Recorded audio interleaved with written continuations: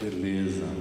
Eu queria agradecer à professora Guida pelo convite e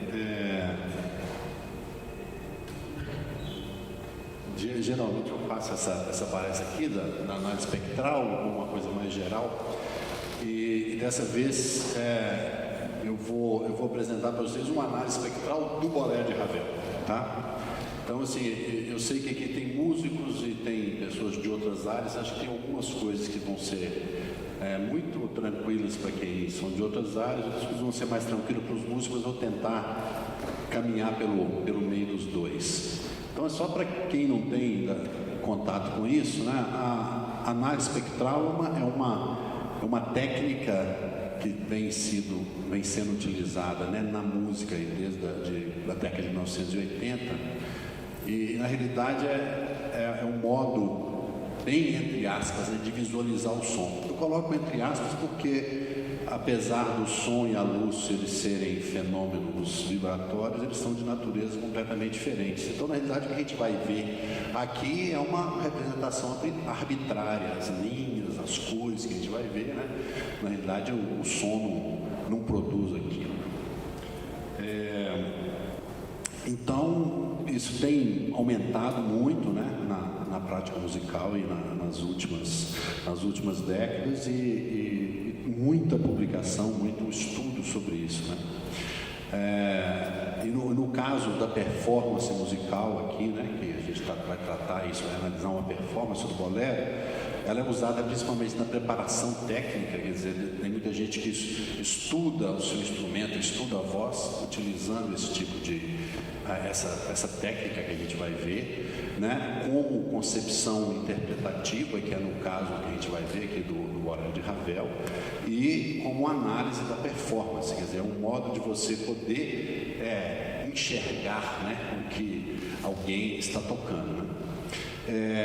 Esses softwares que igual a gente vai ver aqui, eu vi que a gente da ciência da computação e das coisas, ele usa o que a gente chama, né, da transformada rápida do Fourier, o FFT. Né? O Fourier foi esse matemático, né, francês aí, que desenvolveu uma pesquisa que é sobre a decomposição de funções complexas em somas de funções periódicas simples.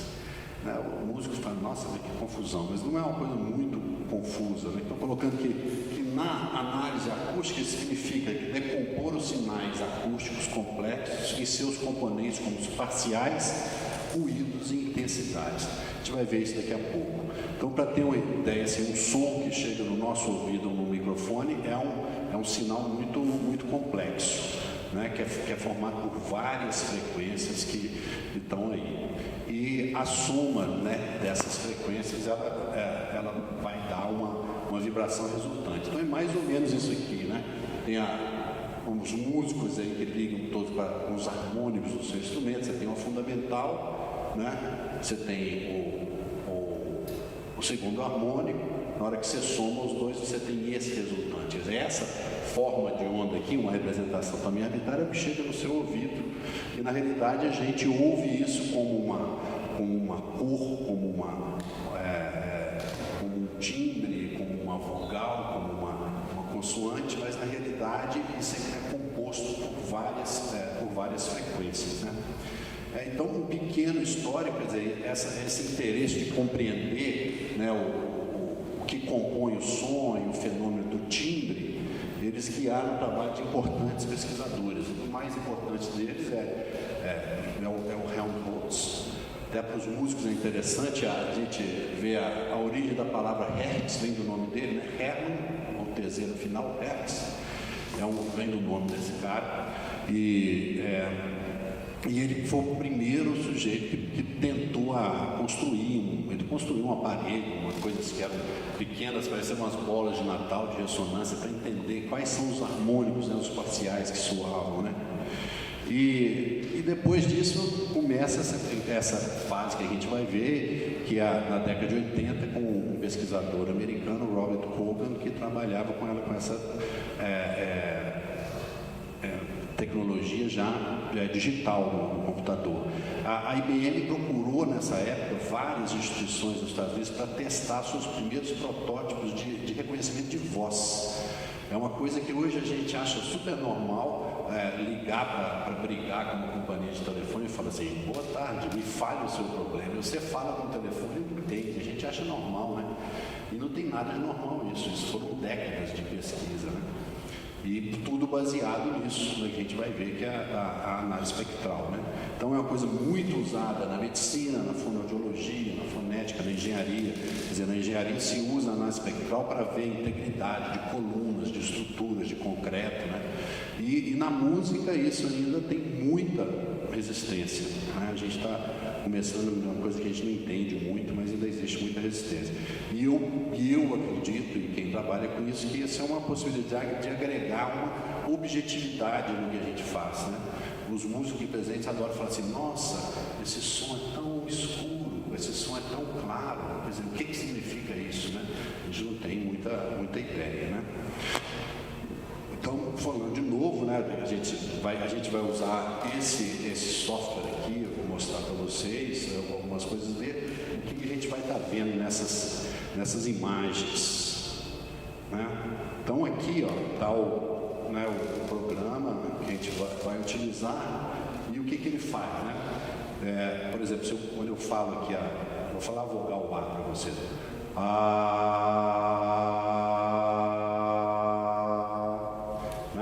O que a gente vê aqui? Aqui o microfone do computador não está captando, está só uma sombrinha aqui da fundamental que eu cantei. A gente está ouvindo A, mas na realidade tem mais ou menos uns 30 harmônicos soando aqui. E o nosso cérebro processa esses 30 harmônicos como A, né? Então aqui, ó, 1, 2, 3, 4, 5, 6, 7, 8, 9, 10, 11, 12, 13, 14, 15. Ali, se tem algum cantor, que a gente chama da área de formante do cantor, e vai embora, um tanto de harmônicos. Então eu falei, um A, mais ou menos em 100 Hz, a gente está vendo harmônicos ali, ó, até a altura de 7.000, né? Então, se a gente fizer uma continha simples, é mais ou menos 70 harmônicos, né, que tem presente numa A, né? Quando a gente toca uma flauta, tem 6. Então, só que a gente vê fazer uma coisa quanto que a voz é rica nesse sentido, né? Então, para a gente ter uma ideia, aqui embaixo é o tempo, né? Vocês viram falando, vai correndo. Aqui é a frequência, né? Então, essas linhas que aparecem aqui é o grave e aqui vai para o agudo. E essas cores e a intensidade. Quanto mais para o vermelho, são mais fortes, né? E quanto mais para o azul, as frequências são mais baixas, né? Então, isso tem uma série de aplicações, né? E a gente hoje vai ver essa aplicação em cima de uma análise de uma peça musical, né? Então, o bolero é uma peça muito famosa e ela foi escrita em 1928, né? Para um balé. E ela é sempre descrita com uma estrutura muito simples, que são 2 frases musicais, acho que todo mundo conhece, mas quem não conhece de fora, vocês vão ver que tem 2 frases, né? A primeira que é apresentada pela flauta, depois a segunda que é apresentada pelo fagote, e essas existem várias, né? Cada uma dessas frases é repetida 9 vezes, né, acompanhada por um ostinato. Então, né, a análise musical disso, geralmente, ela lida com essa estrutura absolutamente simples. Você tem umas frases musicais que se repetem com diferentes instrumentações. Para os músicos, né, e talvez eu tente explicar isso para quem não é músico também, muito claro, a análise musical, geralmente, que você faz de uma peça, ela é baseada no que a gente chama de hierarquia de alturas. O que é isso? Para quem não é músico, nós vamos analisar quais são as escalas, a tonalidade, ou se a música é atonal, qual é a série. Mas nós estamos preocupados com o quê? Com as fundamentais, as alturas que a gente ouve. Então a gente vai ver a nota dó, ré, mi, fá, sol, tá. Se você for olhar o bolero, ele tem 2 frases que não se modificam. Ela vai ter alguma diferença na harmonização, mas se a gente pensar em termos da análise musical, ela sai muito um pouco fora do que existe dentro das teclas do piano. Ou seja, a nota mais aguda, se a gente pensar no que toca um flautim da orquestra, ela está em torno de 4.000 Hz. Então, a análise musical tradicional, ela limita o universo sonoro a 4.000 Hz. Agora, a gente sabe que a média da audição, né, da pessoa que não tem perda é até 20.000 Hz, né? E eu vou mostrar aqui como que, ao estruturar essa música, o Ravel, ele fez uma ocupação desse espaço sonoro gradual, né, e constante, até que ele sai de praticamente nada a preencher todo a zona que a gente chama do espectro audível da gente, né? Então esse é um modo diferente de você analisar uma peça e de construir uma performance, né? E eu escolhi para isso uma gravação do Pierre Boulez com a Orquestra Filarmônica de Berlim, que é uma gravação onde o Pierre Boulez ele segue muito fielmente detalhes dessa partitura, especialmente no que tange a questão da dinâmica, né? Eu posso falar para vocês, na minha prática de orquestra, eu já toquei isso várias vezes, e tem maestro que, apesar de estar escrito para a flauta começar pianista, ele fala, não quero isso mais forte, mais solístico, senão ninguém vai ouvir, né? E na realidade, na hora que você faz isso, você está matando essa construção dessa cor, né, que o Ravel quis colocar para essa peça inteira, né? Então, mostrando aqui, essa é a primeira frase. Espera aí. O que aconteceu? É que meu dedo bateu no lado. Isso. Então, ali está a primeira frase, como eu falei, ela é apresentada pela flauta, né? Aqui de baixo é aquele ostinato do bolero pela caixa, né? E tem uns cicatos, né? de contrabaixo. Então a gente vai ver, né, que na realidade, olha para você ver, a gente está praticamente preto, né? Isso que a gente vê aqui é todo o espectro audível, aqui está até 20.000. Aqui está a linha da flauta, que aparece, você vê que é uma linha simples, com poucos harmônicos, vocês viram a voz com 30, né? 70, aqui a flauta está com 2. Então, na hora que você executa, né, o Ravel, ele não tinha essa tecnologia a serviço dele, mas ele sabia que a flauta tocando no grave, pelo ouvido dele, era um dos sons mais simples que a gente tem muitos poucos harmônicos, né? Quase em alguns pontos aqui, por exemplo, ele só tem a fundamental, né? Parece um outro harmônico ali. Aqui a gente está vendo plano, plano, plano, que a gente vai ouvir do contrabaixo, né? Daqui a pouco, né? E a caixa clara ela nem aparece porque é muito piano, então é uma coisa que não aparece muito. Então a gente vai.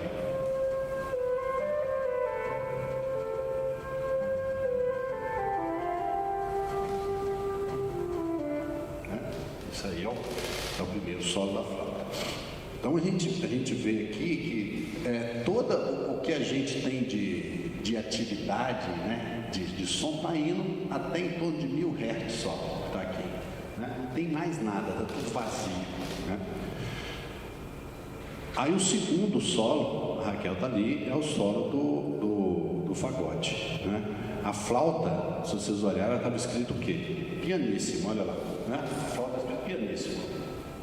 E o fagote começa o piano já. Então ele já está subindo, quer dizer, a cada entrada antes de estiver a clarineta, ele vai aumentando o que aparece aí, né? Então ele já está com essa outra dinâmica, o fagote já está na região mais aguda dele, né? E a flauta, a gente vai ver, ela vai começar a aparecer um ostinato que não acontecia antes, a flauta que toca uma nota aqui, que é a nota sol, que vai aparecer dentro desse espectro. Então a gente já vê que já tem muito mais mais atividade aqui, né? Com o fagote tocando mais forte. Começa a aparecer a harpa, isso está começando a ficar mais denso, né? Mas ainda com esse espaço todo ainda não, né, ocupado.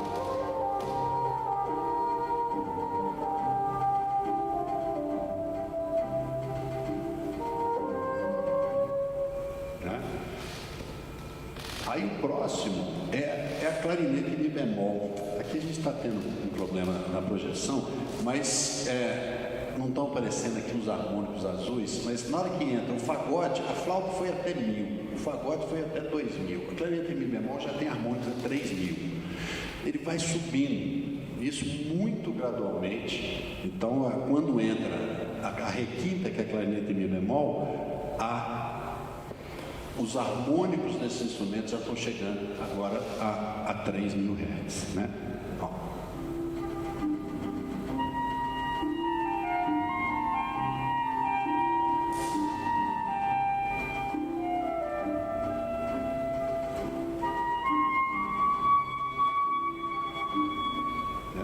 Ela está com a clarinete Mi bemol, está com harmônicos ali até 3000 Hz. E ele vai subindo. Né? A próxima apresentação do tema, hoje a gente vai ter um canto de trompetes, ela parece uma coisa muito interessante. Ela parece uma flauta, né, que dobra um trompete com surdina. E ela tem uma coisa interessante, é que a flauta é marcada como dinâmica pianíssimo e o trompete mezzopiano. Vocês vão ouvir o que eu falo da performance bem feita, né, que tem do Pierre Boulez aqui, e realmente a flauta está piano, a flauta está tocando para os nus sem vibrato. Qual que é o objetivo disso, dessa orquestração do Ravel? Né? O trompete ainda tem surdina, que a flauta soe como um harmônico do trompete. Então, na realidade, se a flauta tocar isso com muito vibrato, ela não vai aparecer como esse harmônico do trompete. Então vocês vão ouvir que, para quem não tem o ouvido muito treinado, a gente fica assim, o que é que eu estou ouvindo? Porque é um outro instrumento que ele criou, né, pensando nisso. Quando coloca a surdina no trompete, ele tende a apagar, a tirar um pouco a intensidade da fundamental. Então a gente ouve um outro timbre. E por outro lado a gente já vê, aqui é o contrabaixo, a harpa, como é que já está ficando povoado, né? Essa parte de baixo que, quando a gente viu com a flauta, não tinha nada acontecendo aqui. Né?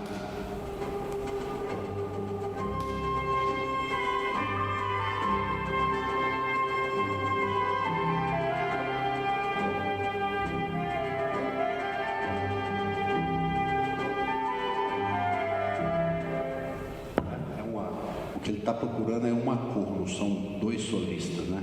É uma flauta que está dando uma cor a um trompete, né? E de novo a gente viu que aqui está 3000 Hz, né? Está um pouquinho apagado aqui, vocês estão vendo, mas já está, ele foi até 3000 Hz, agora ele está começando a povoar essa região toda com harmônicos e com coisas acontecendo aí. Aí a próxima apresentação é de quê? É do sax tenor, está escrito aqui, mezzopiano, expressivo e vibrato. Né? Quer dizer, um solista. Vocês vão ver que isso é muito bem tocado e que tem né? A gente vê o vibrato pulsando aqui nesses harmônicos superiores, até que vocês vão ouvir o vibrato muito claro do saxofone, e o espectrograma mostra isso. Mas de novo, a gente já está vendo isso aqui já cheio de coisas, né? Esses acordes, que agora já tem as cordas fazendo os acordes juntos de acompanhamento. Então a linha está lá em cima, mas aqui está sendo tudo povoado também.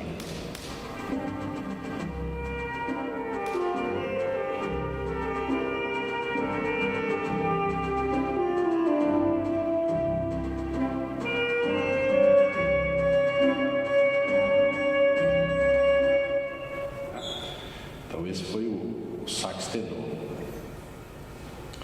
E agora entra o sax sopranino. né? Nós estamos sendo traídos aqui pela definição das cores. O sax sopranino, ele sobe agora para 4.000 Hz, os harmônicos dele aqui em cima.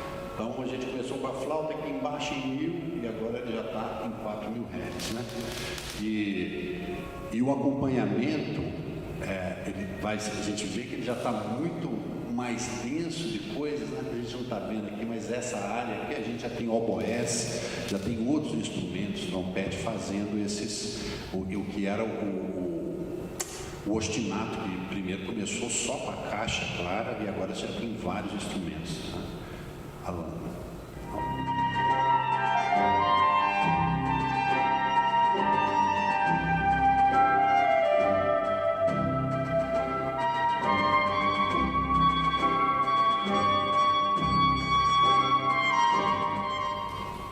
Então, o sax agora está em 4.000 Hz. Essa próxima apresentação do tema, ela é muito interessante, né, para os músicos aí pensarem. Eu já vi isso em alguma análise, falando que isso é um exemplo da politonalidade. O que acontece aqui? Aqui está a trompa, que tem o solo, está em dó maior, né? Está parecendo em sol, como faz o sonido aqui, mas a trompa é em fá, né? Isso, uma quinta baixa é um dó. Um pícolo está tocando em sol maior, tá vendo? E o outro pícolo tocando em mi maior. Aí você fala, nossa, né, o Ravel politonal. Mas o que acontece na realidade aqui? O Ravel está trabalhando com uma coisa como se fosse um registro de timbre de órgão. Isso está distante, isso aqui soa uma quinta abaixo, né? O sol que o flautinho está tocando primeiro é o harmônico de quinta, né? Que seria o terceiro harmônico, e o mi é o quinto harmônico. Então, na realidade, não é um politonalismo que vocês vão ouvir como três coisas diferentes. Na realidade, ele colocou aqui como se alguém tivesse aberto um registro de órgão, né? É um timbre que vai soar. É uma coisa dificílima de tocar. Quer dizer, quem toca isso na orquestra, esses picos no agudo, ó, pianíssimo, de novo, com aquela mesma técnica do trompete, ó, aqui está meso forte e o pícolo pianíssimo, para soar como um harmônico que está embaixo, né? Ó. Então vocês estão vendo aqui, ó, os picos estão tocando aqui em cima e aqui está a trompa. E se a gente vê pelas linhas dos harmônicos da trompa, o pícolo está exatamente afinado em cima dos harmônicos dessa trompa que está tocando no grave. Então vocês vão ouvir, né, que aqui, ó, tá vendo que tem essas linhas aqui paralelas, né? São esses harmônicos que são reforçados pelo pícolo e realmente dá uma cor completamente diferente.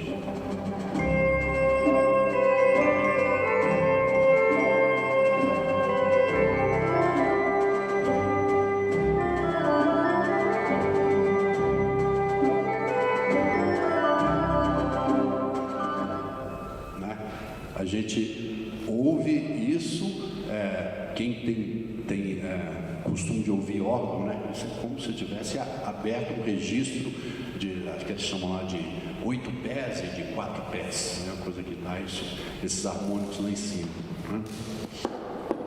Então esse é um tipo, para esse caso específico, né? É uma análise que mostra para a gente esse efeito, né, de timbre que ele procurou aí. Então, olha, aqui agora, a gente estava falando, né, como é que ele já povoou, aí tudo até, tinha chegado a 4.000 Hz, e agora ele já encheu tudo até aí de 4.000 Hz. E a gente tem agora um solo que é com vários, né, dobramentos, né, e que na realidade eles não pertencem à mesma série harmônica da melodia de baixo, que a gente está acostumado a ver. A flauta tocou uma nota que pertencia à série harmônica do trompete. Os flautinhos tocaram notas que pertenciam à série harmônica da trompa. Então isso dá um espectro muito limpo. E ele começa agora a colocar vozes paralelas que não pertencem mais à mesma série harmônica. Então por isso que cria essa confusão. A gente está vendo isso aqui, isso é um pouco a confusão que chega no nosso ouvido, que ele vai ter que entender essa melodia aí, né?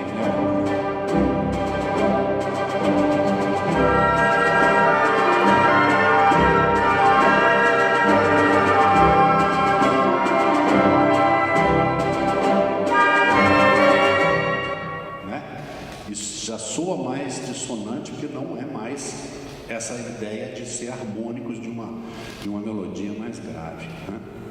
Agora aqui, ó, a gente está vendo que está, quer dizer, vocês não estão vendo, porque está muito claro, mas tem harmônicos aqui que estão bem claros, mas até 6.000 Hz. E a gente está vendo que, apesar de estar indo mais para cima, está mais claro, né? Se eu voltar uma coisa, está vendo que aqui tem muito mais linhas, mais congestionados, e aqui está mais esparso. Por quê? Porque agora você tem várias vozes tocando mais forte, mais para cima, mas elas estão tocando em uníssono. Então, apesar de ser do som estar mais para cima, em termos de ocupar o espaço espectral que a gente chama, é um espectro sonoro mais simples, porque todo mundo está tocando a mesma melodia em uníssono. Olha a diferença disso para o nosso ouvido.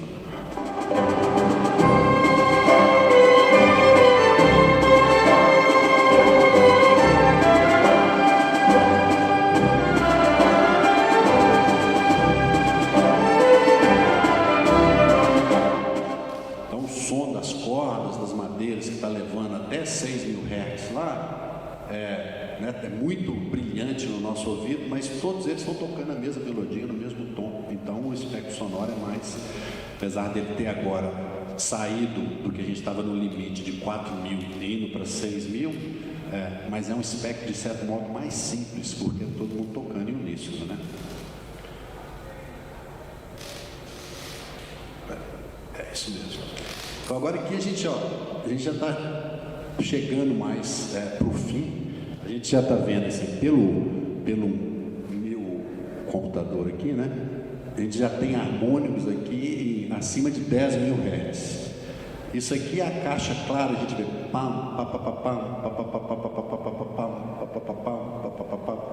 pam, que vocês vão seguir aquilo ali tocando, né? Então agora você já está com coisa lá a 11, 10.000 Hz, né? E vocês veem a densidade, como é que ele saiu do nada e como é que ele vem ocupando devagarzinho esse espaço inteiro, né? Ó.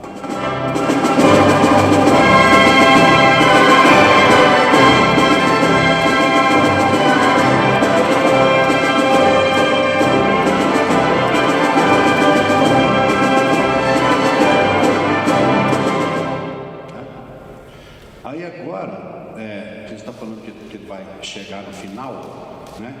Que eu falo que essa construção dele em termos de ideia, né? Que se o maestro pensa nisso, realmente de respeitar, de fazer um crescendo enorme até o final, que quando chega bem no final da peça, o que ele faz? Ele ocupa todo o espaço espectral. Vocês não estão vendo, mas aqui até no finalzinho de 20.000 tem harmônicos e até lá embaixo do 16 Hz. Então, na hora que ele faz isso aqui é o ataque que ele coloca aqui, ó, da Gran Cassa, do tantã e dos pratos na mão.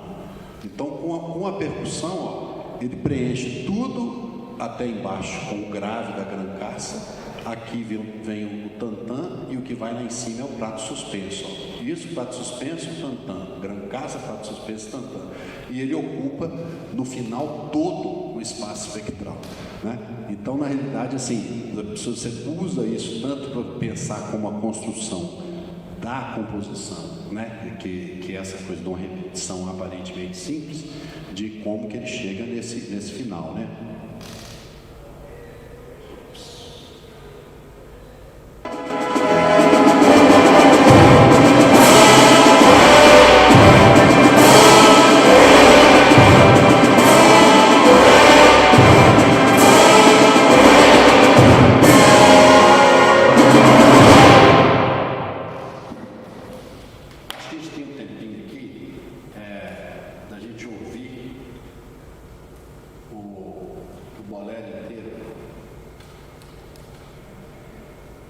Seguindo a análise espectral, mas não